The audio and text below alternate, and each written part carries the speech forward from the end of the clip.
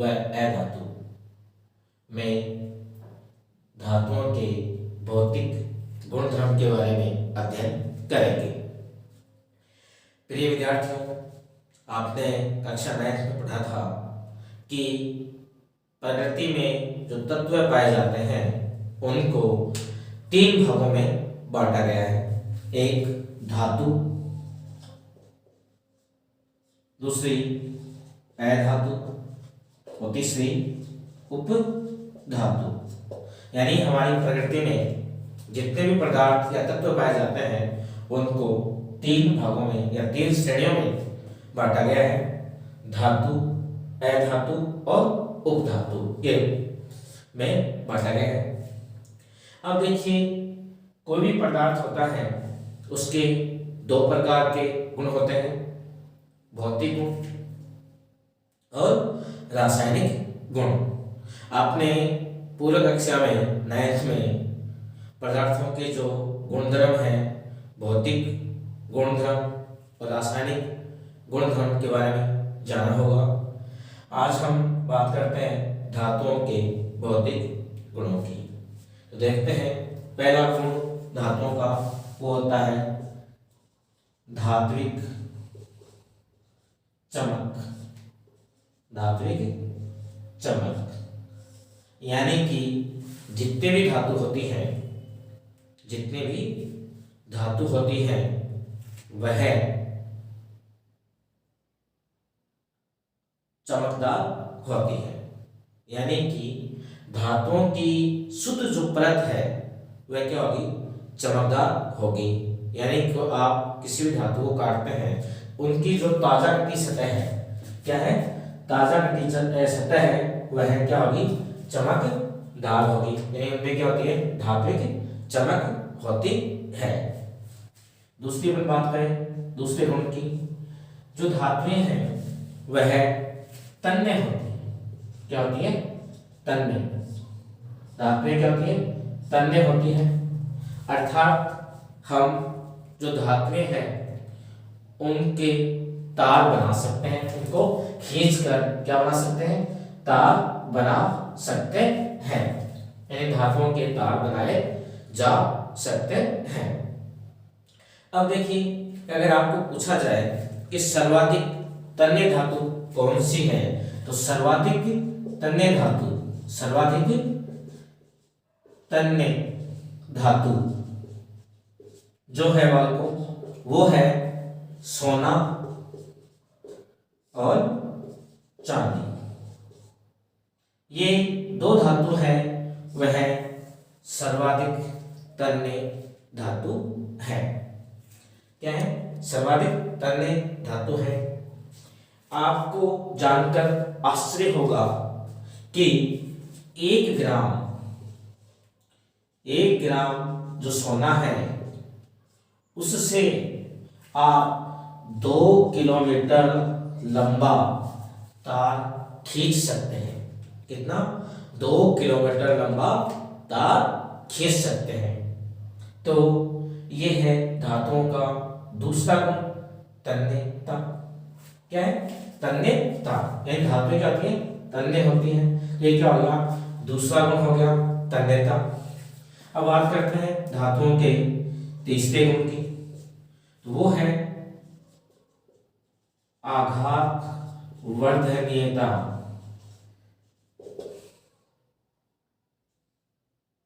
आघात वर्धनीयता यानी कि जब हम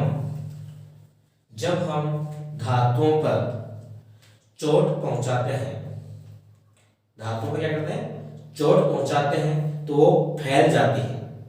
यानी कि धातुओं की हम क्या कर सकते हैं, चादर बना सकते हैं। क्या बना सकते हैं, चादर बना सकते हैं। ये गुण क्या कहलाएगा, आघात वर्धनीयता कहलाएगा। सर्वाधिक आघात वर्धनीय जो धातु है वो भी बालकों सोना और क्या है, चांदी। ये 2 धातु सर्वाधिक आघात वर्धनीय होती है। धातुओं के तन्यता के गुण और आघात वर्धनीयता के गुण के कारण धातुओं का सर्वाधिक मात्रा में हम हमारे दैनिक जीवन में उपयोग करते हैं।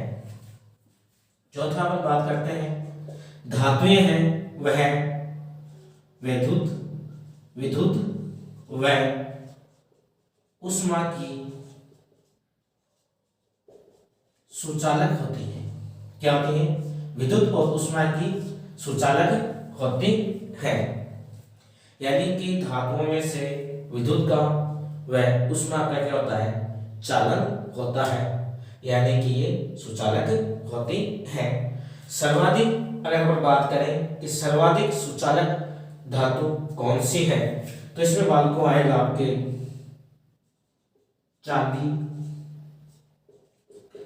तांबा, चांदी और तांबा।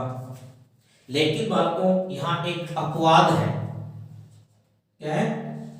अपवाद है। और वो अपवाद क्या है कि अपने लेड और मरकरी,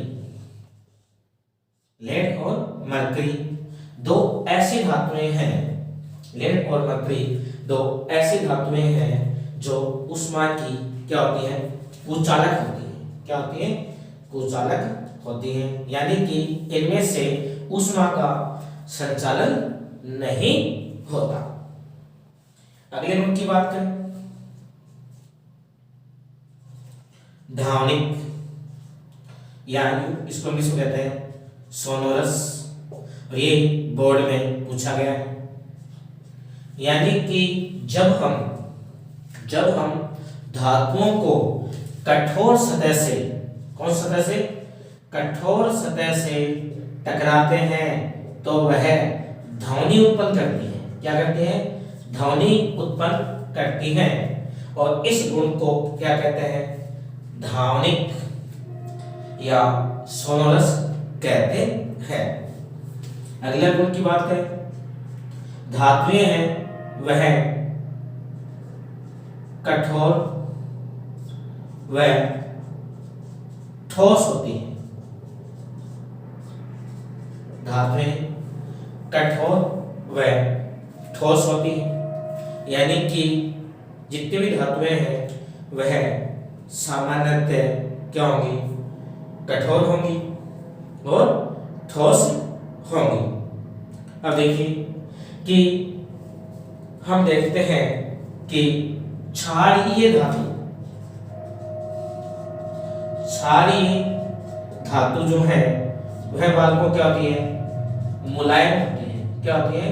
मुलायम होती हैं, जिन्हें चाकू की सहायता से काटा जा सकता है। तो ये प्रश्न आपके वस्तुनिष्ठ में या अति लघु उत्तरात्मक जो प्रश्न है उन्हें पूछा जा सकता है कि उन धातुओं के नाम लिखो जिनको चाकू से आसानी से क्या किया जा सकता है?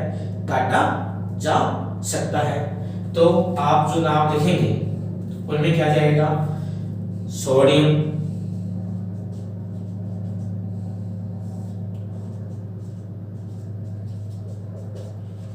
पोटेशियम।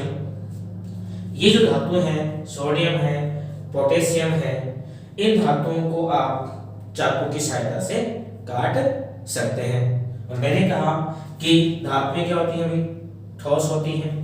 क्या होती हैं? ठोस होती हैं। लेकिन इसका ठीक अपवाद है। क्या है? अपवाद है। और वो क्या है कि हमारी जो मरकरी है, क्या है? मरकरी जो धातु है, यानी कि जो पारा धातु है, वह द्रव अवस्था में पाई जाती है। तो ये क्या हो गया? अपवाद हो गया। क्योंकि मैंने आपको बताया कि धातुएं हैं वो कैसे, किस अवस्था में होती है? ठोस अवस्था में होती है। लेकिन यहाँ पर पारा कौन सी अवस्था में है? द्रव अवस्था में है। तो ये क्या हो गया? अपवाद हो गया। मैंने कहा कि धातुएं क्या होती हैं? कठोर होती हैं। लेकिन क्षारकीय जो धातु है, जैसे सोडियम है, पोटेशियम है, लिथियम है, ये जो धातुएं हैं इनको हम चाकू की सहायता से क्या कर सकते हैं? काट सकते हैं। ये क्या है? मुलायम है। क्या है? मुलायम होती है। इसी प्रकार हम देखते हैं अगला धातुओं के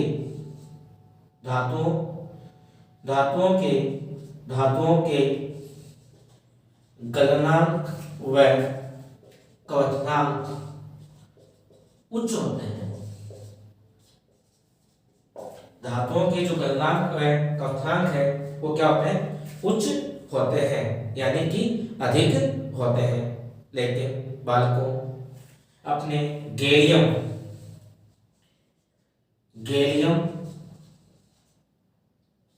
व सीजियम, गैलियम व सीजियम दो ऐसी धातुएं हैं जिनको आप हथेली पर रखेंगे। क्या करेंगे? हथेली पर रखेंगे तो वह पिघल जाती है। जिस प्रकार हम हमारे हथेली पर घी रख देते हैं और उसको थोड़ा सा रगड़ते हैं तो घी क्या होता है? पिघल जाता है। हमारे शरीर की उष्मा से ही क्या होता है? पिघल जाता है। उसी प्रकार ये जो गैलियम और सीजियम धातु है, इनको हम हथेली पर रखेंगे तो ये क्या होगी? पिघल जाएंगी। इस प्रकार हमने जाना कि जो धातुएं हैं उनके भौतिक गुण क्या क्या है। पहला मैंने आपको बताया कि धातुएं चमक होती है, ये धातु क्या होती है? चमकदार होती है। और दूसरा मैंने बताया तन्यता, अर्थात धातुओं की हम क्या कर सकते हैं? तार खींच सकते हैं। आपके पास है क्वेश्चन बनता है कि सर्वाधिक तन्य धातु कौन सी है, तो आप बताएंगे सोना और चांदी। तीसरा गुण मैंने बताया कि धातुएं आघात वर्तनी होती हैं, अर्थात धातुओं की हम क्या बना सकते हैं? चद्दर बना सकते हैं। सोना और चांदी ये क्या है? सर्वाधिक आघात वर्तनीय धातु हैं। धातुएं हैं वह विद्युत व उष्मा की क्या होती है? सुचालक होती है। तो सर्वाधिक सुचालक धातु है वो क्या है? चांदी और तांबा है। अब आपने देखा होगा कि बालकों हमारे जो धातुओं के बर्तन होते हैं उनको हम जब हमारे गैस पर या चूल्हे पर रखते हैं तो वो क्या हो जाते हैं? गर्म हो जाते हैं। इसलिए उनको पकड़ने के लिए या तो हम क्या करते हैं? सूती कपड़े का उपयोग करते हैं, या फिर उनके लकड़ी के या प्लास्टिक के लगे होते हैं हत्थे लगे होते हैं। इसी प्रकार हमारे जो विद्युत के तार हैं, उनके ऊपर पीवीसी पॉलीविनाइल क्लोराइड का लेप चढ़ा हुआ होता है। तारों के ऊपर जो लेप होता है वो किसका होता है? पीवीसी का होता है, पॉलीविनाइल क्लोराइड का लेप होता है। धावनिक गुण, यानी कि धातुओं को जब हम कठोर सतह से टकराते हैं तो वह ध्वनि उत्पन्न करते हैं। और इसी कारण आपने देखा होगा कि हमारे स्कूलों में घंटी धातु की बनी होती है। इसकी बनी होती है? धातु की बनी होती है। और जब उसको हम किसी ठोस चीज से या कठोर चीज से चोट पहुंचाते हैं तो घंटी बजती है और हमें सुनाई देती है। तो अगर आपको पूछा जाए कि विद्यालय में घंटी धातु की ही क्यों बनाई जाती है, तो आप क्या कहेंगे? क्योंकि धातुओं में धावनिक गुण होता है और इस गुण के कारण जब उस पर चोट पहुंचाई जाती है या कठोर सतह से टकराया जाता है तो वह ध्वनि उत्पन्न करती है। धातुएं क्या होती है? कठोर व ठोस होती है। क्या होती है? कठोर और ठोस होती है। लेकिन बालकों हमारी जो क्षारीय धातु है वो क्या होगी? मुलायम होगी। तो मैंने बताया कठोर और ये क्या होगी? मुलायम। तो क्या हो गया? अपवाद हो गया। तब आपको पूछा जाए कि उन धातुओं के नाम लिखो जिनको चाकू से काटा जा सकता है या मुलायम होती है, तो आप लिखेंगे सोडियम और पोटेशियम। अब देखिए मैंने कहा धातु ठोस अवस्था में पाई जाती है, लेकिन अपवाद क्या है? मरकरी यानी कि पाला है वह द्रव अवस्था में पाया जाता है। फिर बताया आपको धातुओं के गलनांक व क्वथनांक उच्च होते हैं। अब आपके तो ध्यान में होगा गलनांक किसे कहते हैं? किसी पदार्थ का वह तापमान जिस पर वो क्या हो? पिघल जाए, गल जाए, यानी ठोस अवस्था से द्रव अवस्था में आ जाए, वो क्या कहलाएगा? गलनांक कहलाएगा। क्वथनांक वह तापमान जिस पर कोई पदार्थ की क्या बन जाए? उबलने लग जाए, भाप बनने लग जाए, तो वो क्या कहलाएगा? उसका क्वथनांक कहलाएगा। लेकिन हम देखते हैं कि हमारी जो गैलियम धातु है, सीजियम धातु है, उनके गलनांक इतने कम होते हैं कि उनको हम हथेली पर रखेंगे तो वह जाएंगी। तो आज हमने जाना धातुओं के भौतिक गुण, और मैं उम्मीद करता हूं कि इस इतने से ही टॉपिक में आपको परीक्षा में 1 नंबर या 2 नंबर का कोई ना कोई क्वेश्चन जरूर बोर्ड की परीक्षा में मिलेगा।